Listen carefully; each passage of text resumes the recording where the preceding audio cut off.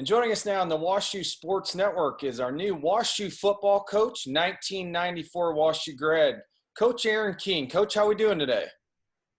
I'm doing as well as we can right now, kind of sitting in hibernation. So I appreciate you having me on.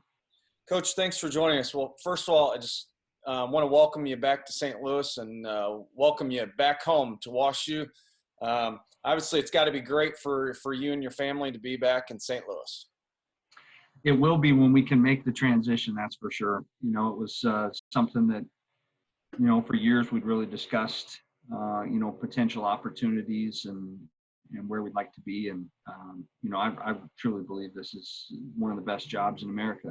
And so when there was an opportunity here, it was kind of an easy decision for me professionally. And, you know, as your family grows, you get married, you have kids, you've got to make decisions based on more than just your professional goals. So it was something that we discussed quite a bit. And we're very fortunate to have some very good friends that we met at Washington University that still live in the St. Louis area, and a lot of people I was connected with when I worked there. And so very much looking forward to getting back and reconnecting with those people in the St. Louis area. Coach Keene, you were hired on January 6th. It probably seems like, 2 years ago. It's been 107 days since you've been our head coach. Talk about the whirlwind for you and your family in this, 3 or 4 months? Yeah, it's been, it's not the way that I would have pictured my first semester at Washington University going, but it's kind of the cards we've been dealt, so we're dealing with it in the best way we can. And I think the biggest challenge professionally has just been, you know, being on campus for the 8 weeks and part of strength conditioning program with our players. But we were just about to start spring football at WashU after our spring break. And so I was really looking forward to that opportunity to get around our players and get to know them a lot more and let them see my passion for coaching football and what we're going to do here in the future. And we just didn't get that opportunity. So kind of threw things, you know, into a tizzy. But I've been lucky. I've been able to come back to Michigan and be around my family during this period of time. And so, you know, from a personal standpoint, there's been a lot of pluses to it. Been able to get a lot of work done. The challenge has just been the interaction with players and, you know, having to do those over Zoom meetings. It's not quite the same as being in person with somebody and actually coaching football. Coach, let's talk a little bit about spring football. Obviously, lots of new schemes have to be put into place, and I'm sure you got a lot of new guys that'll be throwing the football and catching the football and making plays on defense. So how does not having spring football impact a new head coach like yourself? Well, I mean, it probably impacts programs like ours more than some others that have a lot more consistency with that coaching staff and with scheme. There are going to be challenges that we'll face, but you know, like life, that's kind of the fun part of it. You know, I have no doubt that our coaches and our players will rise to the challenge. We'll get things installed, and we'll be able to run things effectively and with precision. And so it's, you know, my job as a head coach to make sure that we don't overload our guys with some of the learning they'll have to do, what they'll have to physically be able to take care of on the field. We want them to be able to attack schemes on the football field with confidence and with speed. And to do that, you've got to be very simple. So there's a fine line in installing too much, certainly. And that's what we'll have to kind of measure as we progress. Coach Keene, I want to talk to you a little bit about Larry Kindbom. He retired after leading the Bears for 31 years. He's come out of retirement to be an assistant coach for you. On an interview that you and Coach K did a few weeks ago, you talked about that he was like a second father to you. Can you talk about the relationship that you've built the past 30 years with Coach K?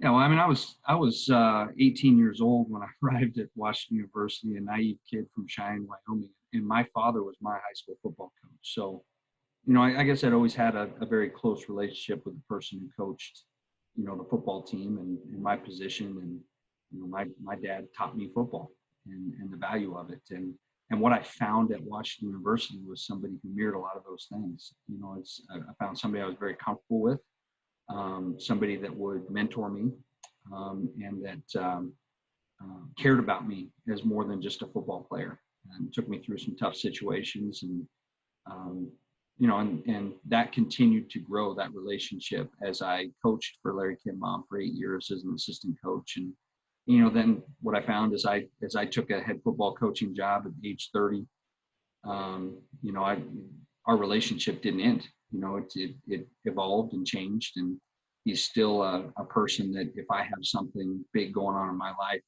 I give him a call and seek some guidance, get some advice, and just get his perspective. I value that. And so it's a unique situation for me to be able to come back to the program and be around somebody that I respect so much. And, he's been awesome. He lets me take charge, and if I ask for advice, he'll give it. If I ask for guidance, he'll give it. But, for somebody who's been in charge of the program for 30 some years, I think it says a lot about him as an individual that, he's willing to, step aside a little bit and let somebody else express their ideas and some of their passion for the program and let the program grow. And he wants to be a part of that. And that's where I felt like it was an easy decision for me to ask him to come back, because I felt like he could still benefit the program greatly, and he could certainly benefit me as an individual and as a coach. So I love the situation that we have. Coach Keen, talk about Cheyenne, Wyoming. That's a long way from St. Louis. You and your twin brother, John, played 4 years of football at WashU.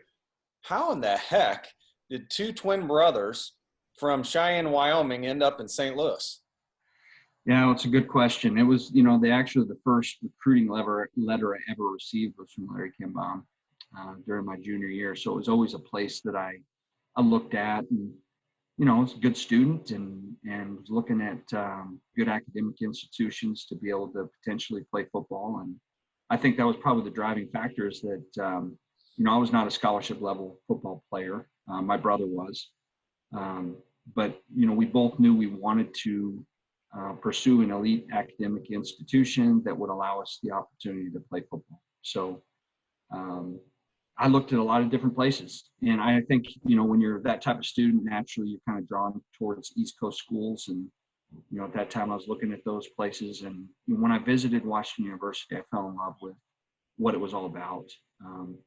And I think the atmosphere was probably more of a true fit for me. The collaborative environment that I found, the down-to-earth people, it felt Midwestern to me. And, it was probably the right selection for me. And that's why visits are so important, for any student athletes that are looking. You've got to find a fit and a place that you're going to be happy and successful for the next 4 years. And I found more than that. I found a place that I wanted to work at in the future. And I was able to do that as assistant coach and now as the head coach. So it's been a special place for me. Coach, were you and your brother was it always a package deal, or were you guys kind of looking, I'll go this way, you go this way? We never went into it saying we're going to go to the same institution, but John and I were really close. And so as we looked at schools, I think we were always looking at the same type of schools. And if he visited someplace, I'd tag along, or if I had something in mind, he'd tag along on that visit. And, we visited Washington University kind of late in the process in the spring, and we drove all night after a track meet in Casper, Wyoming with my father, and, made it out here and really visited during an odd time and right before finals started. So it wasn't necessarily the best visit time as far as the social atmosphere is concerned, but still found great people. And I think, just kind of struck both of us that it was the right fit. My father was along the visit. He agreed. And so that was, a big part of our decision. So, Coach, this is your third head coaching stop: Illinois College, Minnesota State Mankato, and then obviously offensive coordinator at Eastern Michigan. What can you take from those experiences at, 3 different schools that can help you lead this WashU program? That's a great question. There's, it's when I took my first head coaching job at age 30, I was a hot-headed 30-year-old who thought he knew it all. And I learned a lot in those 5 years at Illinois College in my first time being a head coach. Made a lot of mistakes along the way. And, I was fortunate to be around a great group of players that I still connect with to this day, value those relationships. And, when I got my second opportunity to be a head coach, I think I was a much better head coach because of that experience at Illinois College. And I give you one example. I mean, one of the former defensive players at Illinois College, Brian Short, is a head coach in Illinois high school now. And he tweeted the other day that he remembered if we had a bad day at practice that offensively, that it was an overall bad practice for our team because I was going to light into the team. I was an offensive coach, and I had trouble separating the emotion of being an offensive coordinator and addressing the team as a head coach. I felt like I grew in that area as I reflected back on it, my experience at Minnesota State. I was still the offensive coordinator and the head coach there, and I had to be able to separate my emotion if the defense had a great day. And so I became a better head coach because of that experience at Illinois College. And hopefully it's something, that's a small example, but it's things that you continue to grow at as you get going in the process. And I hope I'm a much better head coach at age 47 than I was at age 30. So, Coach, let's fast forward to September, season opener against Chicago, 2020. What will our fans expect from you, offensively and defensively? We're going to throw the ball. We're going to run the ball. We're going to blitz a lot. Talk to me a little bit without giving too much away. What are our fans are going to expect from Coach Keen's 2020 WashU Bears? Well, again, a good question. I think, the way I've answered in the past is, I want to run an offense that works. It's not necessarily going to be one that we have to throw the ball or have to run the ball. I've got to figure out our kids. I've got to figure out where our strengths lie and what we're able to do best. And, I've worked at a lot of different institutions, and at those places have a lot of good players that have been able to do different things. And I think we've been able to have some measure of success because we've been able to pattern our offense and our defense after the skills and abilities of the players we have in that program. So that's where not having spring football hurts us a little bit. And, we're behind the game a little bit in being able to evaluate that and address those issues. But feel like certainly offensively, we've got a broad enough scheme that we can, fit the skills and abilities. And I think most importantly, it's the skills and abilities of the guy you have under center that's pulling the trigger for you. So we've got to kind of figure that stuff out. But I will say this, and I think I've said this in previous interviews, back in 2002, my last year working for Larry Kindbom, I remember a meeting before the season started, and he asked me what my passion was offensively. And, at that time I said it was throwing the ball, and he quickly said, well, mine is that as well. Let's do that. And so I never stray too far away from, looking at advantage you can gain in the pass game, whether that's from a personnel standpoint or schematically. It's where my passion lies. I just know that sooner or later, if you're good at throwing the ball, somebody's going to take that strength away, and you better be able to run it, or the weather might dictate that. So we've got to be balanced in what we do as far as our attack is concerned.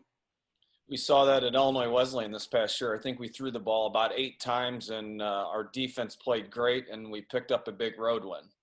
Yeah, that's I've watched a lot of that tape, and it was didn't look like a fun day to sit on the sideline. It'd be a good day to be up in the press box. Yeah, it was a good day to be in the press box.